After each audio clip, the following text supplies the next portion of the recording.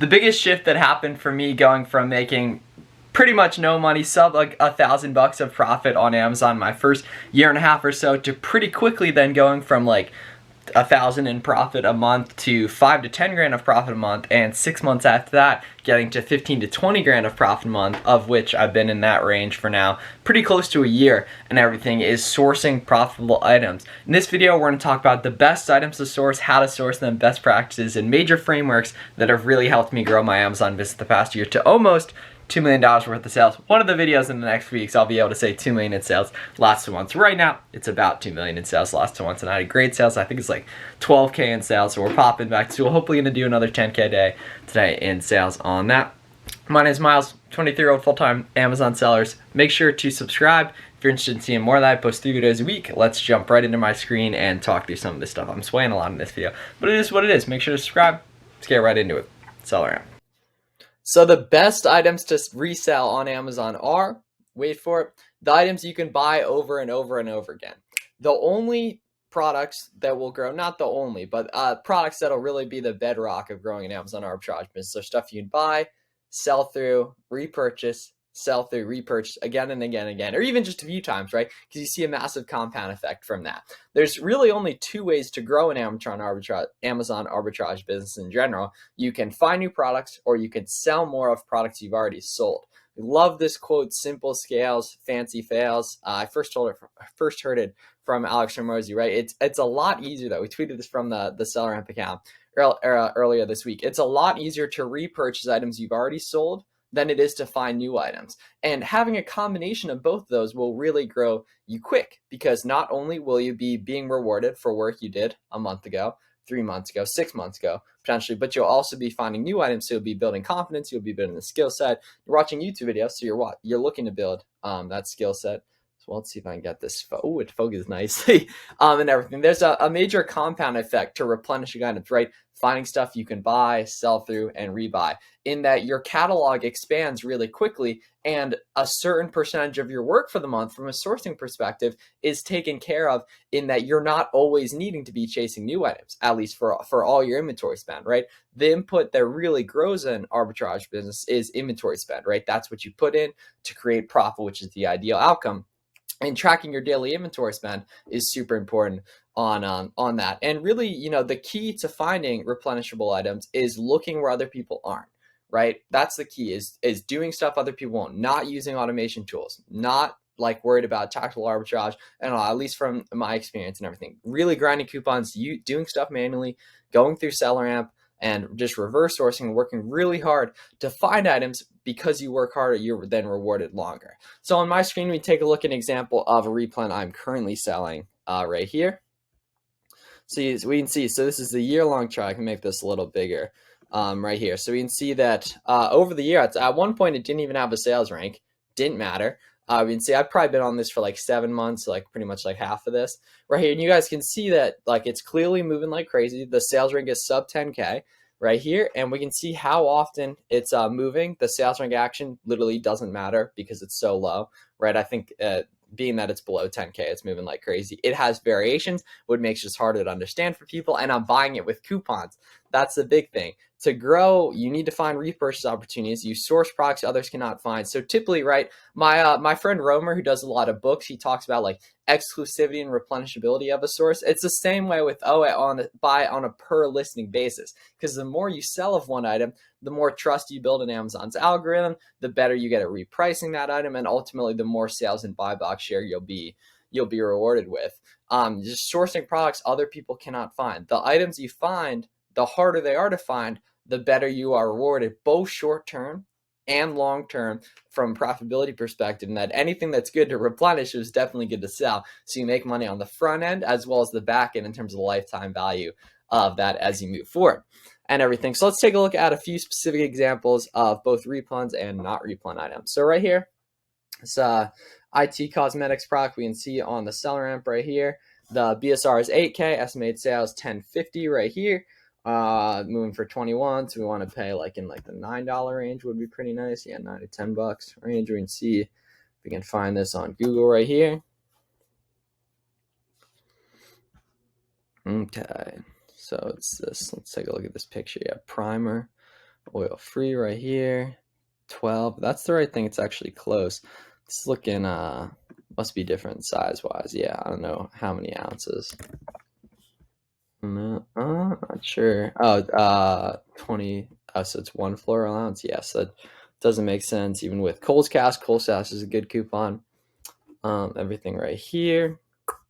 Not seeing that there, but either way, so this is an example of what is non-Replan looks like. So if we come down here to the Keepa, go to the 3-month chart right here, we can see that the price is all over the place, and that even intra like week, the buy box, the new price, it's all messed up. And here it was as low as like 22, and then 34, 39 for like a month right there, 3 weeks, and then down a lot lower. Yeah, 23 right here. Now it's way down in the dumps, like basically 50% of what it was at one point. And it's not even like there's a ton of competition looking down here at the offer count. Looking across a year, it's pretty much the same thing in that lack of price stability, even some volatility, even from a sales rank perspective on that. It's not a good example of a replan. Hopping over here to data offers, an interesting way to see if people are replanning an item is going to the offers tab on Keepa, scrolling over here and filtering top to bottom for seen. And it actually looks like there are some people who are finding this profitably. Maybe they're wholesaling it or something. I'm not super familiar with this brand right here. We can see when these guys are first seen on it. So if they're first seen on it a while ago and they're still on it, clearly they're finding it somewhere profitably, especially because these guys have a bunch of review counts. But in terms of what I would look for in a replan, there's way too much pricing volatility. And it could be that those guys are just buying them wholesale super cheap or something, I don't know, or they're couponing the everything out of this, which is already on sale. 25%. Oh, enjoy 20% off your order instantly. So this 20 becomes like 22 or whatever right there, 24. And then at 24, we are losing 43%. All right, so it's not going to work on that right there. But either way, we will jack up some of the competitors open in the SellerAmp. Damn, they're stocked high on this too. I would assume they're wholesaling it. So let's see some of these guys who only have a couple reviews, what all they're moving. We'll come back to that. Hopping over here, so this is an example of what a replan does look like. These Air Max Torch threes right here immediately. We can scroll down and see on the Keepa on the 3-month chart. A lot of stability pretty much once we get into May. It's been like basically the same thing for a while, and the competition's so low, it makes sense that once the competition dropped off, clearly people are having a tough time finding this item, so it created a good opportunity on that. Looking across the year chart, we can see that pretty much from like basically September to April, it was basically the entire same item, right? That's over 6 months right there. Perfect example of a replan buying opportunity, considering the offer count didn't change a ton, like it was going up, going down, but clearly people are selling out of it, right? It went from 29 offer count to 1 in like, yeah, a month there. So clearly people are buying this item. Everything shows you an example of the volume of stuff. And that's why I think sometimes offer count can be misleading. Not necessarily misleading, like take a look over here, right? So you can see how some of these people only have a couple. This is a rare example where a lot of people are stocked heavy, which is why I think this might be wholesale, but we know the Nike stuff's arbitrage. We can see right there, so we can open up the people moving it right here. And then now we can go ahead and take a look at some of the items they are selling within SellerAmp right here. So this guy's a ton of ratings to only be on a couple of products like this. Here the rank's actually really good on this stuff. So let's see, Amazon's not on this one. So let's see, $10. Cosmetics. Yeah, it's gonna be tough to figure out which is which on here. I don't love that. I don't love it. The same one. This guy has a ton of ratings as well. And everything. 44. I could see that being pretty good.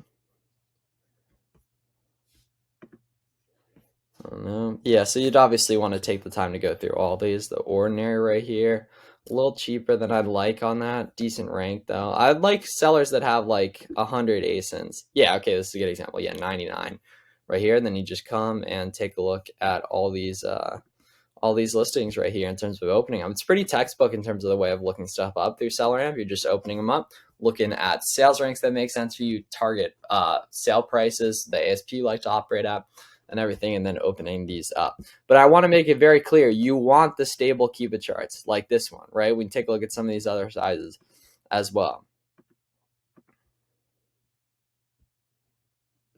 Let me just pull one up here. Do like an 11 right here, currently unavailable, clearly supply constrained. 180, okay. Yes, another good example is literally the same subset of months right there and everything. And then the 3-month is fairly similar to the other size in there. Then opening up some of these other listings within SellerAmp. So my first thing, I immediately see the ratings. Then I hop over here to sales rank right here, and then I hop in variations and just get a vibe of the pricing. Looks like Keepa might be down right now. Nope. Okay, cool. Variations right here, and then filter top to bottom with ratings, see what's moving for the most right here. So you can see this one's moving the most. Don't discriminate to the ones that are moving less though. And then hop in here and search it and see. Yeah, so just kind of hopping along here in terms of seeing if we can find a quick profit item right here, just in these couple. Just want to show the really idea of just couponing stuff heavy, replenishing, stable Keepa charts, all that. Right here, so these are women's blazer. 85, 105. Yeah, so if a coupon works on any of these and we can get this down to like an 80 cost, then that's not the most amazing ROI, but it's definitely not bad, especially if any of these sizes move for more, which it's looking like that one doesn't. Right here, same deal on these. I'll refresh. Yeah, Keepa might be down right now.